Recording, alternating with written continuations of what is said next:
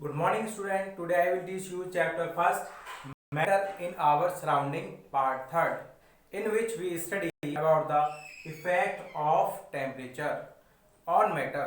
Matter पर temperature का क्या इफेक्ट होता है, इस पार्ट थर्ड में हम इसके बारे में जानेंगे।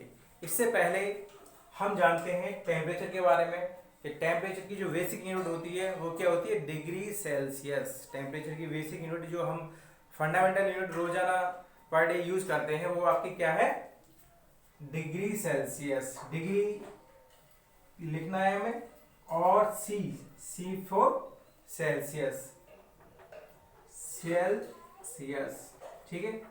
जैसे हम अमूमन कह देते हैं आमतौर पर कि जो आइस का जो मेल्टिंग पॉइंट है वो क्या है आपका 0 डिग्री सेल्सियस। तो उसे कैसे रिप्रेजेंट करेंगे, 0 बनाएंगे, फिर डिग्री का साइन लगाएंगे, फिर सी लिखेंगे।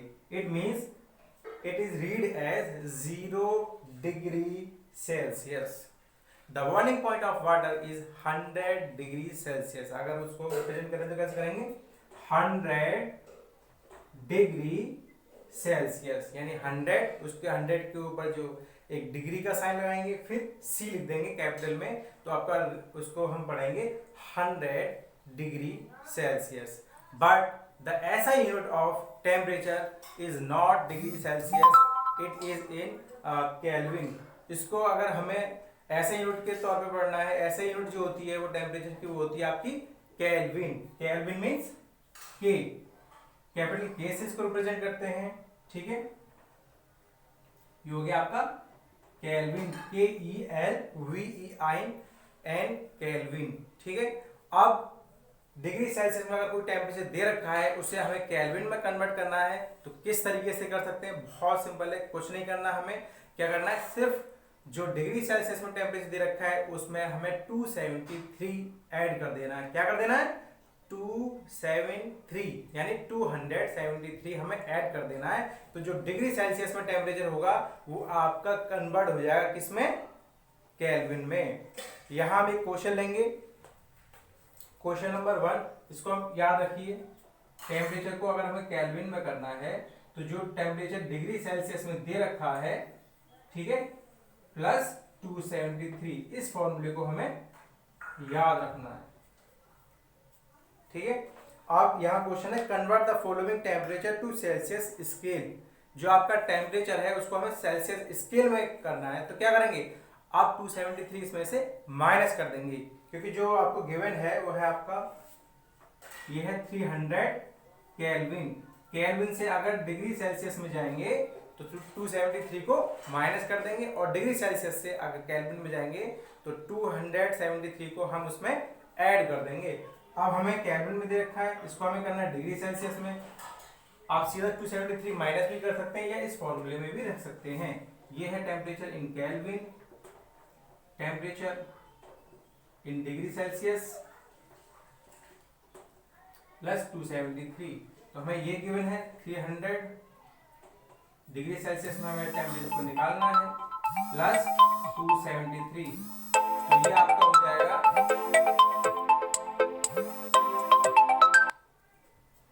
ये आपका हो जाएगा 300 minus 273, it means 27 degree Celsius. जो टेम्परेचर आया वो आपका क्या आया, 27 degree Celsius. Understand. Next question लेंगे हम एनसीईआरटी बुक से ही, convert the following temperature to the Kelvin scale. अब क्या करना है हमें, केल्विन स्केल में तो क्या करेंगे, 273 को उस नंबर में ऐड कर देंगे। जैसे हमारा है क्वेश्चन 25 डिग्री सेल्सियस, इसको हमें किस में करना है, केल्विन में करना है। क्या करेंगे, 25 डिग्री सेल्सियस प्लस 273, तो ये जो टेम्परेचर आएगा 298, वो किस में आएगा आपका, केल्विन में आएगा, 298 केल्विन, ठीक है। एक्सरसाइज में और भी क्वेश्चन दे रहे हैं, कर सकते हैं, कहीं प्रॉब्लम हो आप कमेंट बॉक्स में आके पूछ सकते हैं, ठीक है। इसके बाद जो मेन हमारा मकसद था इस पार्ट में पढ़ने का वो था इफेक्ट ऑफ टेम्परेचर। ये तो हमने बात की कि किस तरीके से हमें चेंज करना है यूनिट को, डिग्री सेल्सियस में दे रखा है तो केल्विन में, और अगर केल्विन में दे रखा है तो डिग्री सेल्सियस में। नेक्स्ट हमारा इफेक्ट ऑफ टेम्परेचर।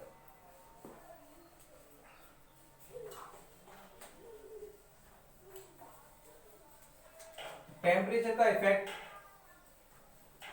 को स्टडी करने के लिए मैटर की जो स्टेट होती है वो होती है आपकी 3, सॉलिड, लिक्विड एंड गैस। क्या होती है? 3, solid, liquid and gas. Water आपका 3 स्टेट में एग्जिस्ट करता है, ठीक है। वाटर की जो तीनों स्टेट होती है, आइस जो होती है वो सॉलिड स्टेट होती है उसकी, वाटर जो होता है वो आपका लिक्विड स्टेट में मिलता है हमें, and third state is water vapours. Water vapours ये होती है आपकी गैसियस स्टेट, तीनों स्टेट में मिलता है, ठीक है। आइस फ्रॉम रेफ्रिजरेटर से हम ऑब्टेन कर सकते हैं, रेफ्रिजरेटर से आसानी से मिल जाएगी। वाटर, टैप वाटर वगैरह जो जितना भी वाटर होता है जैसा भी हमें कहीं से मिलता है तो लिक्विड स्टेट में मिलता है। और अगर हम वाटर वेपर चाहिए तो उसी वाटर को हम क्या करते हैं? बॉइल करते हैं तो हमें क्या मिल जाएगा? वाटर वेपर, यानी गैस फॉर्म में मिल जाएगा। अब यहाँ देखने वाली बात यह है कि अगर 0 डिग्री सेल्सियस या उससे बिलो टेम्परेचर हो तो आपका जो वाटर है वो सॉलिड स्टेट में रहता है। 0 डिग्री सेल्सियस या उससे कम टेम्परेचर हो तब। और अगर हमारा जो यही वाटर अगर रूम टेम्परेचर पे हो, रूम टेम्परेचर जैसे इस टाइम हमारा जो रूम टेम्परेचर है 30, 32, 36 या उससे भी कम, यानी 0 से ज्यादा हो, ठीक है, तो वो हमारे किस स्टेट में मिलेगा? लिक्विड के स्टेट में मिलेगा। अब इसी वाटर को जब हम हीट कर देंगे, क्या कर देंगे? हीट कर देंगे 100 डिग्री सेल्सियस पर, तो ये हमारा किस में आ जाएगा? गैसियस स्टेट में आ जाएगा, गैस स्टेट में आ जाएगा।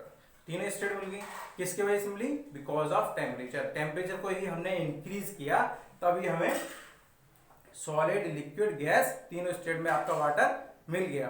अब इफेक्ट ऑफ टेम्परेचर वर्क कैसे करता है?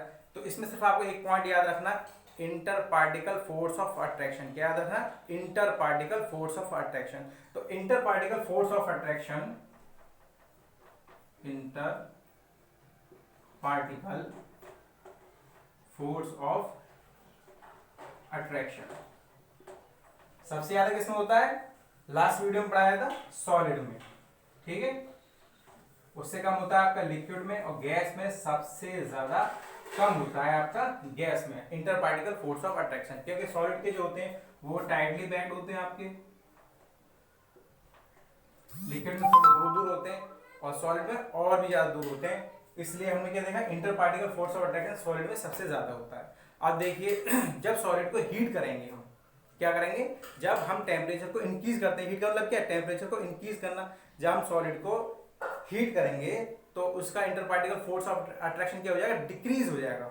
Inter particle force of attraction, जब टेम्परेचर को इंक्रीज करेंगे तो inter particle force of attraction क्या हो जाएगा? डिक्रीज हो जाएगा। क्या हो जाएगा? Because the kinetic energy of the particle increases. जो काइनेटिक एनर्जी होगी इन पार्टिकल्स की, काइनेटिक एनर्जी वो क्या हो जाएगी? इंक्रीज हो जाएगी, जिसके वजह से ये मोशन करेंगे। पहले तो सिर्फ वाइब्रेट कर रहे थे अपनी जगह, अब ज्यादा वाइब्रेट होंगे, ज्यादा मोशन करेंगे, तो इनकी जो मोशन है, मोशन इंक्रीज हो जाएगी। पार्टिकल्स का जो मोशन है वो इंक्रीज हो जाएगा, जिसके वजह से हम जानते हैं मोशन किस में ज्यादा होता है? लिक्विड में ज्यादा होता है, और आपका मोशन लिक्विड में ज्यादा होता है, इसलिए ये inter particle force of attraction decrease हो रहा है। तो ये सॉलिड से धीरे धीरे किस में कन्वर्ट हो जाएंगे? लिक्विड में कन्वर्ट हो जाएंगे। तो ये हमने देख लिया कि सॉलिड का अगर टेम्परेचर इंक्रीज किया जाए, यानी उसको हीट दी जाए,